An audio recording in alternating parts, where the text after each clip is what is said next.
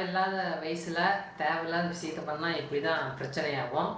பூனேயில் வந்து 85 வயசான ஒரு ஆள் வந்து கல்யாணம் பண்ணணுன்னு, என்ன 2வது கல்யாணமா தெரில, கல்யாணம் பண்ணணுன்னு ஒரு ஆசைப்பட்டுருக்காரு.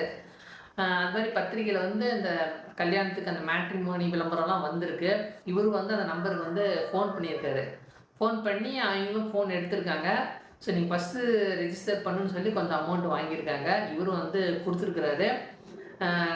ஃபோன் நம்பர் அமௌண்ட் கொடுத்தாச்சுங்களா. அப்போ வந்து அடுத்து வந்து அவரு அந்த ஃப்ராடு வந்து என்ன பண்ணுறாங்கன்னா, அடுத்து வந்து ஒரு பொண்ணு நம்பர் கொடுத்து பேச சொல்லுங்க அப்படின்னு பேச சொல்லுங்கன்றாங்க.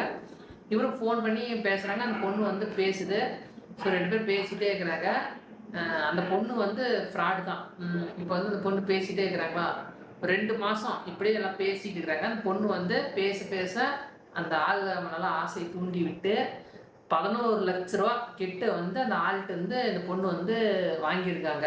2 மாதத்தில் நிறையா கொஞ்சம் கொஞ்சமாக பணத்தெல்லாம் வாங்கியிருக்காங்க.